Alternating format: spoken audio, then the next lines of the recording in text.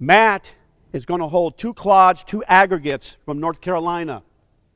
On his right hand, we have an aggregate or a clod from a conventional tilled field. Vegetable, continuously tilled, never has a cover, and this farm is a mile apart from this no-till field.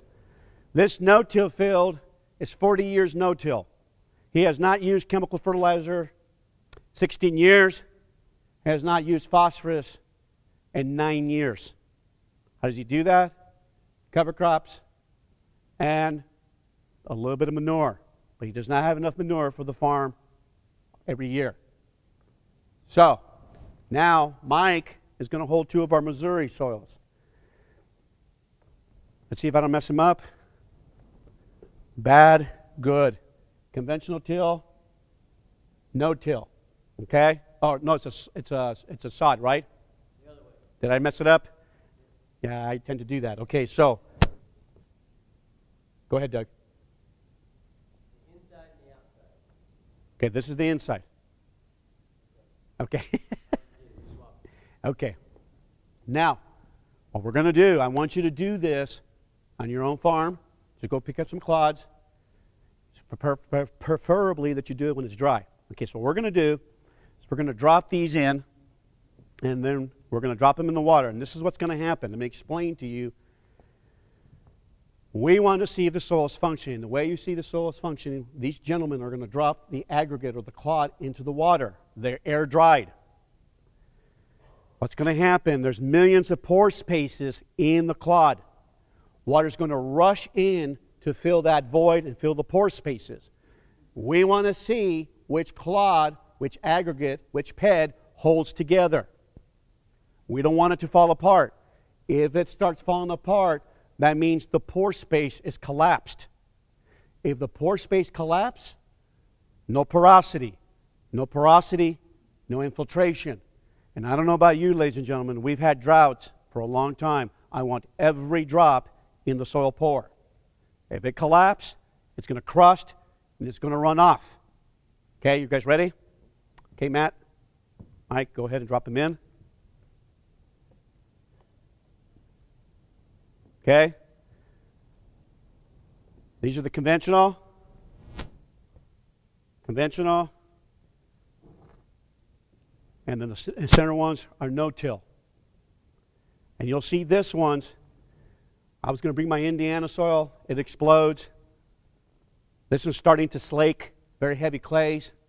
This is a sandy clay loam.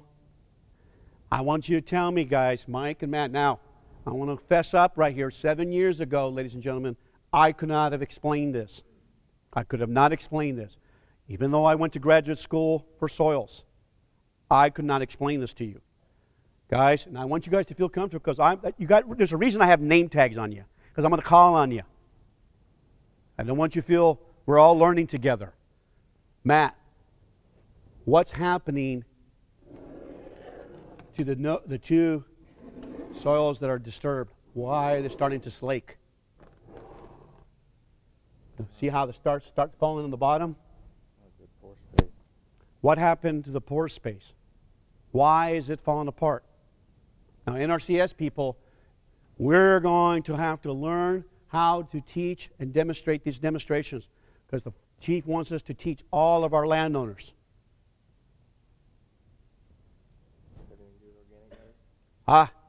Mike said, does it have anything to do with organic matter? Yes, it does have a lot to do with organic matter. If you always want to be safe about soil, organic matter is always a safe thing to say, right? Very generic. Okay, what happened to the glues and the organic matter? But before that, who creates organic matter? Who creates organic matter and these incredibly biotic glues in our soils? Do you? Microbes. Which microbes do that? What? Aerobic organisms, like which ones? Bacteria. Oh my gosh, bacteria. They help create these polysaccharides. What else? Come on, guys. This is an engaged class here. Mycorrhizae. And what is the glue that the mycorrhizae exude as they're searching for water? Glomalin. Glomalian, depends where you're from. Discovered by Dr. Sarah Wright. I think it's probably one of the largest pools of organic matter that we've never accounted for. Huge pool. It's a biotic glue, polysaccharide.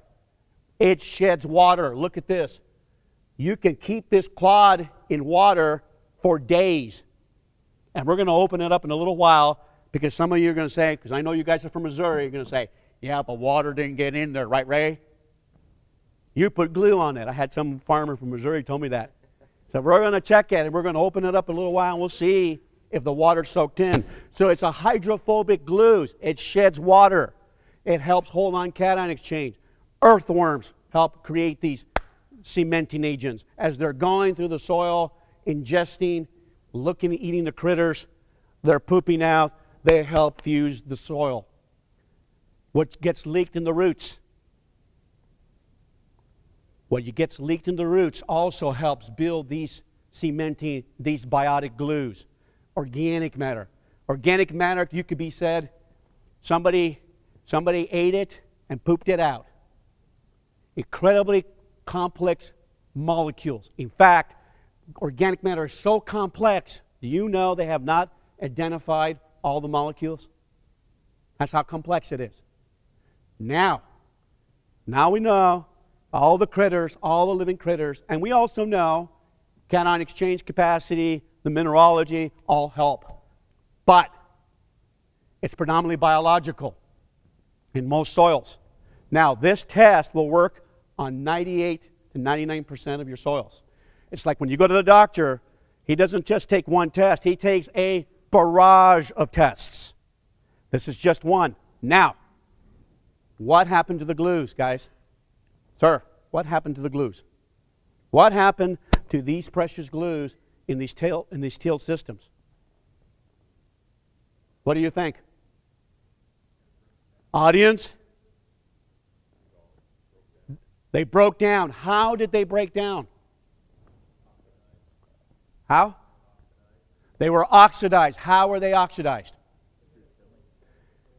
The tillage.